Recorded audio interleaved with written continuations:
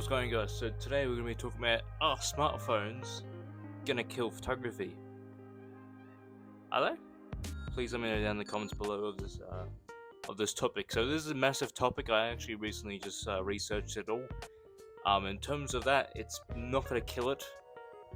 Not in a few years' time. So in the recent iPhone and Samsung phones, Samsung have got a very good camera-wise. So like in terms of the zooming and stuff like that, they've been pretty good in terms of like all that type of stuff. But no, they're not killing it, but they're actually creating a lot more people into getting involved into photography and stuff like that. So that's always good because the reason why, like there was only like 80 million photographers before the 2000s, and now there's more. There's like more than like probably 100 or so.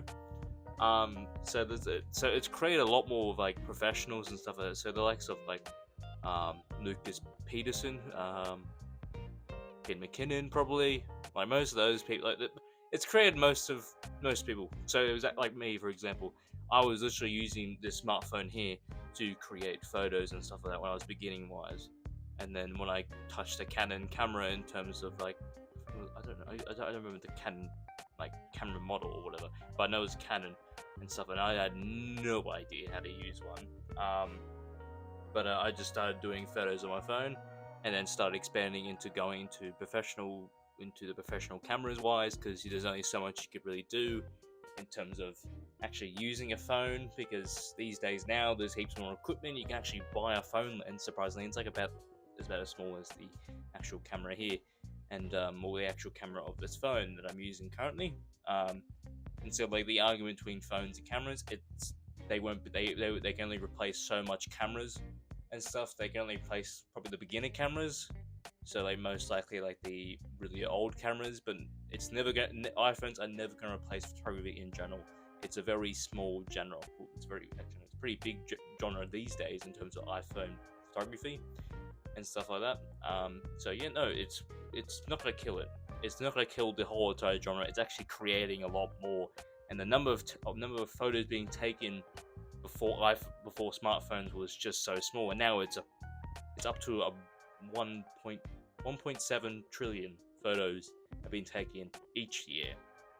It's kind of nuts, but smartphones have made a massive impact in terms of like photography, and like how the whole entire photography world has just expanded. Like social media has also helped as well, and also just helped create so many influencers and content creators and stuff like that. And in terms of there's so much research on smartphones, and people can access a phone and stuff like that, and then they can just take photos like that. And now there's like it's made its own genre, and it's so good and stuff like that. But like as smartphones and technology are becoming a lot more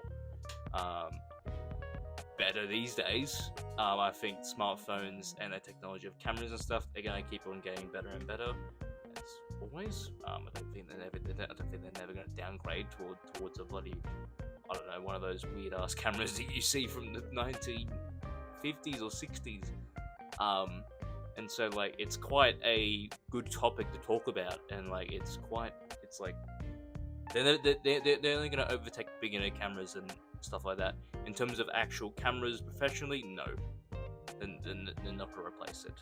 But like yet again, somewhat they can kill like some cameras only if the camera brand can actually not produce that many cameras. Besides that, get yourself a smartphone or a Samsung, because Samsung are quite good in photography. iPhone I know are pretty good now in terms of filming wise. They have like a steady arm thing. I don't know if you've seen the ad for iPhone where the woman's running around. She's just really shaky, and the whole entire film is just steady as in terms of the ad. But in terms of technology and smartphones, they've become very, very powerful to use and see it evolve in terms of like its normality and stuff like that. And it's normal to start with iPhones. It's kind of normal these days to use your smartphone and use social media in terms of social proof and stuff like that. But I will be getting the iPhone 14 soon, I guess. But in terms of that, this is the iPhone 11. I'm currently using the third lens, so it's got the 0.5 That way, it's got a wider angle. If you've got an old iPhone, you probably won't have that thing. But no, you can film or either use, and also in terms of iPhone and a lot of the other phone brands, they're using heaps more options. That way, you can actually use Lightroom Mobile, or you can use somewhat iMovie. They've created their own iMovie, which isn't that great, but it's good for beginners if you're going to do film and whatnot. But now these days, in terms of storage-wise, you can take unlimited photos just like that. You can literally click within a second. I could literally be taking literally in this iPhone here, I could be taking a photo myself while I'm filming. It's kind of nuts, but at the same time, it might overtake cameras at some point in life, which is probably give me 100. Let's go 50 years. I'm gonna predict 50 years that phones could maybe overtake. If not, then by 50 years, then yeah, I don't know. But they could not. I don't think they will, because there's only so much you can do in iPhone in terms of equipment-wise, and cameras, they've always existed. Cameras have always existed, and then the smartphones are never going to overtake the whole entire genre of photography, because they've got their own genre. What else?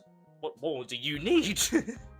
But it's very easy to use. Like, in terms of its options now, you can actually use like you can actually choose what option you want, what type of photo you want. You want a portrait, landscape, time lapse, anything like that. It's good. iPhones are making heaps of options, and Samsung, I've got no idea. They've probably got many options as well, as they are pretty good in terms of nighttime photography, as some cameras do struggle. So, like, yeah, some cameras do struggle in terms of light because of ISO and stuff like that, depending on how much light there is in terms of your area-wise. But either way, they're a good option to start with. But once you get, so used to it, you go, oh no, I want to expand my learning and go in to get a professional camera. But no, if you're still using your phone, that's completely fine. I particularly don't really like taking photos in terms of my phone, only if it's the only thing I use. But if it's not, then I'm just going to use my actual camera, because that's me. Otherwise, someone get annoyed. But anyways, so this is yeah. So please like and subscribe if you do like this.